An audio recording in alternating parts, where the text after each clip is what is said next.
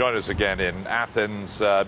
Less than 12 hours to go now until the start of this crucial election here. Crucial for the Greek people and certainly pretty important for the whole of Europe as well, because whatever happens here, there will be shock waves that will spread out through Europe. So a lot of people here observing very closely what's going on. I'm joined now by Yanis Varoufakis, who's a professor not only here in Athens but in Texas as well, has an inside and an outside Greek point of view. I'm just wondering, we've talked a lot about what's going on in the minds of the Greek people, the Greek politicians, but I wonder what's going on in the minds of the political leaders of Europe looking at this, because there's a feeling that they're toying with Greece a bit, aren't they? The last 2 years have been characterized by a cascade of errors, a comedy of errors, actually, on the part of Europeans. So what do they think about their performance? I don't suppose they are particularly proud of themselves, but to understand what has been happening, I think that we need to conceptualize something very, very simple. Europe has been in denial. The great crash, the credit crunch of 2008, revealed that the Eurozone was an edifice that could not sustain the great shock waves of that mighty earthquake. And it started unraveling. And of course it started unraveling at its flimsiest part, which is Greece.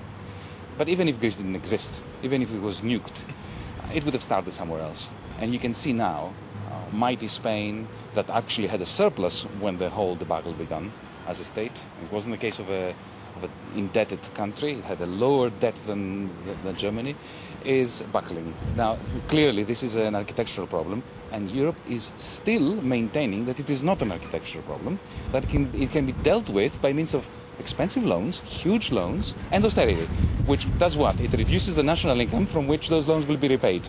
It's like madness in action.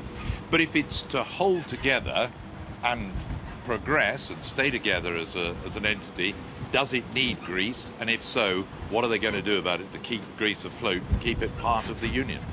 They could very easily not have had Greece in it.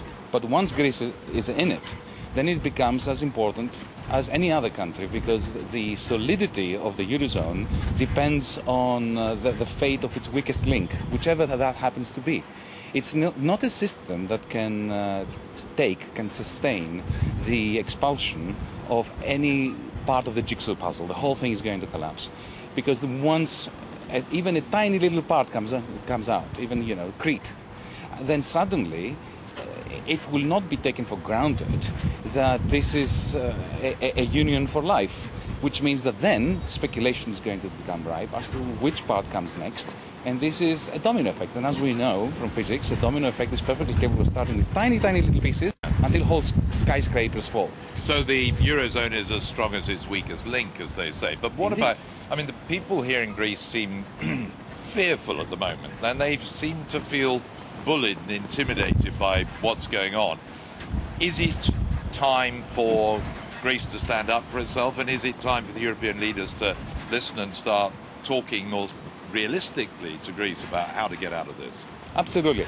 For 2 years now, the majority of Greeks, in spite of demonstrations and moaning and groaning and whinging and all that, they were prepared to accept their own moral failures of the past, responsibilities, and to tolerate a government that was cutting savagely pensions and so on and so forth. But the problem is that the Greek people, that after a while, after a year and a half, they realized that those sacrifices are not an investment into turning the corner.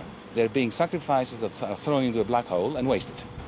So, yes, I think that now Greece should do something very simple. That would be my recommendation to the next government, whichever that happens to be. To look at the German hard-working taxpayers and say, we have been taking loans from you, which we have not been able to utilize in order to re-energize our economy, because we give it all to creditors while our debt gets bigger. We are not going to carry on doing this. We're not going to take your good money again until and unless there is a rational plan on the table, not just for us, but also for Spain, for Italy, for the rest of the Eurozone, which gives us a little bit of hope, not just to us Greeks, but to all Europeans, that it can work. Because at the moment, there is no such plan. So a little bit of hope is what Greece wants. Yanis, thank you very much for the moment. We'll just put this conversation on hold, because I know you're very kindly coming to join us to guide us through all this tomorrow, so we shall see you again tomorrow. And in the meantime, I'll hand you back to London and remind you that we're going to be talking more about the crisis in Greece and this all-important election coming up at the top of the hour. In the meantime, back to London and Jenna.